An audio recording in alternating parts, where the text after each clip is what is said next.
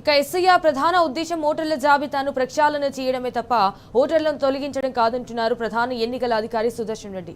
ఓట్లు తొలగిస్తారని ఆందోళన అవసరం లేదంటున్నారు ఆయన. 24 ఏళ్లుగా ఇక్కడ ఓటర్ జాబితా శుద్ధి జరగలేదని గుర్తు చేస్తున్నారు ఆయన. వివిధ రాష్ట్రాల్లో మాదిరిగానే తెలంగాణలోనూ ఎస్ఐఆర్ ప్రక్రియ జరుగుతుందంటున్న ప్రధాన ఎన్నికల అధికారి సుదర్శన్ రెడ్డితో మా ప్రతినిధి Kiran face to face. SIR ప్రక్రియ ప్రారంభం కాబోతుంది. ఈ నేపథ్యంలో chief electoral officer Sudarshan Reddy గారు మనతో పాటు ఉన్నారు. సార్, ఈ కార్యక్రమం ముఖ్య ఉద్దేశం ఏంటి సార్? ఎస్ఐఆర్ అంటే ప్రధానంగా ఏమేమి ఉండబోతున్నాయి సార్? స్పెషల్ ఇంటెన్సివ్ రివిజన్ అనే కార్యక్రమం మన రాష్ట్రంలో ప్రారంభం కాబోతుంది. వచ్చే నెల 25 వరకు ఎన్యూమరేషన్ ఫేజ్ అంటారు. రెండోది తర్వాత నోటీస్ పీరియడ్ అవన్నీ ఫాలో అవుతాయి. ఈ ఎన్యూమరేషన్ స్పెషల్ ఇంటెన్సివ్ రివిజన్ అనే దాని ప్రక్రియ 24 సంవత్సరాల తర్వాత మన స్టేట్లో జరుగుతుంది. ఇంతకుముందు 2002లో జరిగింది. ఇది స్పెషల్ ఇంటెన్సివ్ రివిజన్ యొక్క ముఖ్య ఉద్దేశం ఏంటంటే ఎలక్టరల్ రోల్ అనేది మనకి ఏదైతే ఉందో దాన్ని పూర్తిగా క్లెన్స్ చేయడం లేకపోతే శుద్ధి చేయడం అనేది దీని యొక్క ముఖ్య ఉద్దేశం. అంటే ఓవర్ ద ఇయర్స్ కొన్ని సంవత్సరాలుగా అందులో చనిపోయిన వారు, తర్వాత షిఫ్టెడ్, తర్వాత యాబ్సెంటీ, వీళ్ళందరినీ తీయకపోవడం వల్ల ఎన్యూమరేషన్ ఫామ్లో కొంత తప్పులు అవన్నీ ఉండడం అనేది గుర్తించారు ఈసీఐ వాళ్ళు. దీన్ని మొత్తం శుద్ధి చేయడం కోసమే ఈ కార్యక్రమం చేపట్టడం జరుగుతుంది, ఎస్ఐఆర్ అనే ప్రక్రియ. సార్, అంటే ఇటీవల ఎన్నికలు జరిగినటువంటి రాష్ట్రాల్లో చాలా మంది ఓట్లు కూడా పోయాయి. అదే మాదిరిగా తెలంగాణలో కూడా ఓట్లు పోతాయని ఒక అపోహ, ఒక అనుమానాలు అయితే చాలా మంది ప్రజల్లో ఉంది. దీని మీద మీరు ఎట్లా క్లారిటీ ఇస్తారు? ఇంతకుముందు చెప్పినట్టు ఎస్ఐఆర్ అనే ప్రక్రియ ముఖ్యంగా ఎలక్టరల్ రోల్ని క్లెన్స్ చేయడం ఒక్కటే. అందులో ఓట్స్ పోయాయి అనేది అది కాదు. షిఫ్టెడ్ ఎవరైతే 2-3 చోట్ల ఉండడం, తర్వాత షిఫ్ట్ అయిన వాళ్ళ ఓట్లు, ఫర్ ఎగ్జాంపుల్ హైదరాబాద్లో ఓటు ఉంటుంది, తర్వాత నల్గొండలో ఉంటుంది. ఇక్కడ నల్గొండ నుండి ఇక్కడికి షిఫ్ట్ అయ్యారు. షిఫ్ట్ అయినప్పుడు 2 చోట్ల ఓటు ఉంటే నల్గొండలో తీసేయాల్సి వస్తుంది. ఆ విధంగా షిఫ్టెడ్, తర్వాత యాబ్సెంటీ, ఫామ్స్ ఇచ్చినప్పుడు ఫిల్ చేయకుండా ఉండకపోవడం, యాబ్సెంట్, తర్వాత చనిపోయిన వాళ్ళ పేర్లు ఉండడం, వీటన్నిటినీ తీసివేసి ఓటర్ రోల్ని క్లీన్ చేయడం ఒకటే దీని యొక్క ముఖ్య ఉద్దేశం. ఇలా చాలా సంవత్సరాల తర్వాత చేయడం వల్ల వేరియస్ స్టేట్స్, తమిళనాడులో కానీ తర్వాత ఇతర ఎక్కడైతే ఇది జరిగిందో, ఎస్ఐఆర్ ప్రక్రియ జరిగిందో 12 స్టేట్స్లో చాలా వరకు స్టేట్లో చాలా కొన్ని చోట్ల 90 లక్షలు, కొన్ని చోట్ల 50 లక్షలు అలా తీసేశారు. అది తీసేయడం ఎందుకంటే అందులో యాబ్సెంటీ ఉన్నారు, షిఫ్టెడ్ ఉన్నారు, డెడ్ ఉన్నారు, తర్వాత డూప్లికేట్స్ అనేవి కూడా చాలా ఉన్నాయి. వీటన్నిటిని తీసేయడంతో ఆ నెంబర్ ఎక్కువగా కనపడుతుంది. ఎన్నో సంవత్సరాల తర్వాత ఇంటెన్సివ్ రివిజన్ జరుగుతుంది దేశవ్యాప్తంగా. మన రాష్ట్రంలోనే కాదు, ఇతర రాష్ట్రాల్లో కూడా 2002, మన రాష్ట్రంలో 2002లో జరిగింది, వేరే రాష్ట్రాల్లో 2003, కొన్ని చోట్ల 2005 అలా జరగడం వల్ల ఓవర్ ద ఇయర్స్ ఎలక్టరల్ రోల్లో కొంత గ్యాప్స్ ఉండడం గుర్తించారు.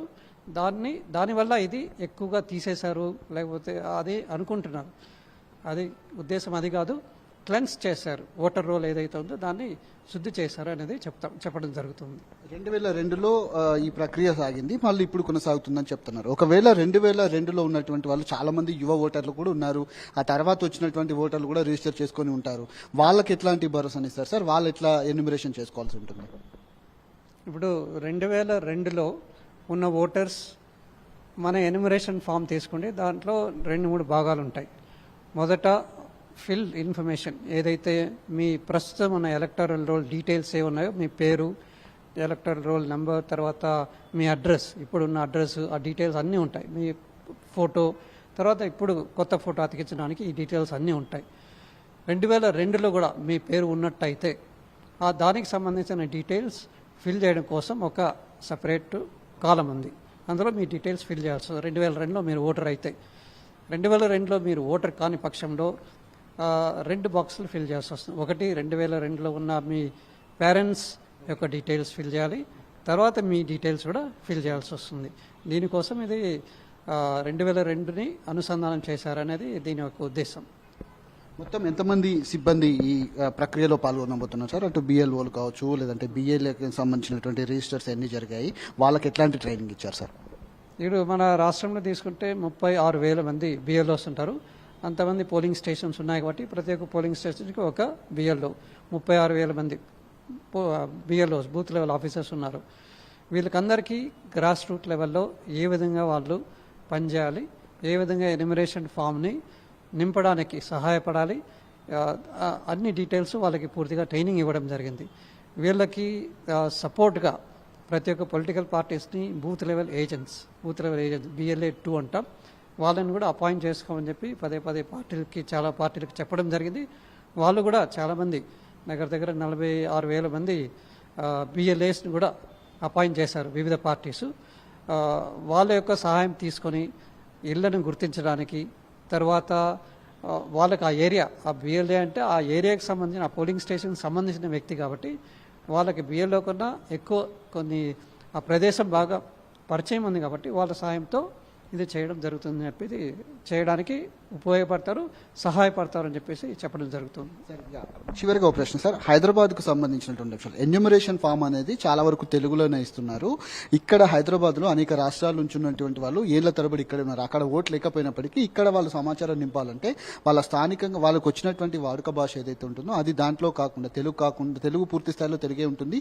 మిగతా భాషల్లో కూడా ఈ ఎన్యూమరేషన్ ఫామ్స్ లేవు. వాళ్ళు ఎట్లా ఫిల్ చేయాలనే కొంత గందరగోళం ఏర్పడుతుంది సార్. హైదరాబాద్లో ఎంతవరకు ఈ మ్యాపింగ్ అయిపోయింది, వాళ్ళకి ఎట్లాంటి ఏదైతే ఎన్యూమరేషన్ ఫామ్ను ఎట్లా ఉంటుంది సార్? హైదరాబాద్ నగరం వరకు తీసుకుంటే మ్యాపింగ్ చేసినప్పుడు 46%, 46% వరకు మ్యాపింగ్ చేయగలిగారు. 15 కాన్స్టిట్యున్సీస్ హైదరాబాద్ పరిధిలో ఉన్నవి. ఆ 15 కాన్స్టిట్యున్సీస్లో చాలా వరకు వివిధ భాషలకు సంబంధించిన వాళ్ళు ఉంటారు కాబట్టి మాకు రిక్వెస్ట్ అయితే వచ్చింది. ఆ రిక్వెస్ట్ని దృష్టిలో పెట్టుకొని GHMC ఎవరైతే డిస్ట్రిక్ట్ ఎలక్షన్ అథారిటీ ఎవరు ఉన్నారో GHMC కమిషనర్ వాళ్ళు కూడా తెలియపరిచాము. వాళ్ళు కూడా మాకు రిక్వెస్ట్ పెట్టుకున్నారు. దానికి పొలిటికల్ పార్టీస్ యొక్క అందరితో సమక్షంగా మీటింగ్ ఏర్పాటు చేసుకుని వాళ్ళ యొక్క ఉద్దేశం కనుక్కొని మాకు చెప్పండి తెలియపరిచాము. అదేవిధంగా వాళ్ళు పొలిటికల్ పార్టీస్ మీటింగ్ పెట్టుకొని వాళ్ళు ఒక భాషలో ఉంటే బాగుంటుంది అని, ఇంగ్లీష్ భాష మాకు బాగుంటుంది అని చెప్పి తెలియపరిచారు. కాబట్టి ఇక్కడ GHMC పరిధిలో ఇంగ్లీష్ భాషలోనే ఇవ్వడం జరుగుతుంది. తెలుగులో కూడా వాళ్ళు తీసుకెళ్తారు. మొత్తం రాష్ట్రంలో ఇతర ప్రదేశం మొత్తం తెలుగులో ఇస్తున్నాం. తెలుగుతో పాటు ఇంగ్లీష్ పత్రాలు కూడా వాళ్ళు తీసుకెళ్తారు ఎక్స్ప్లెయిన్ చేయడం కోసము. BLO ఇంగ్లీష్తో పాటు ఇక్కడ తెలుగు కూడా తీసుకెళ్ళి వాళ్ళు ఏ విధంగా ఫీల్ చేయాలని చెప్పేసి వాళ్ళకి సహాయపడతారు, హెల్ప్ చేస్తారు కూడా.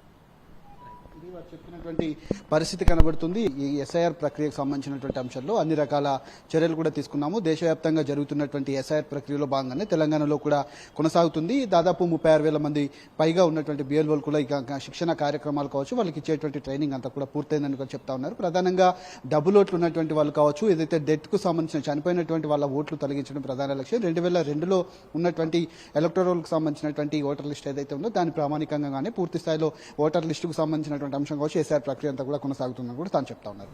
కెమెరామెన్ గోపాల్తో కిరణ్ టీ న్యూస్, హైదరాబాద్.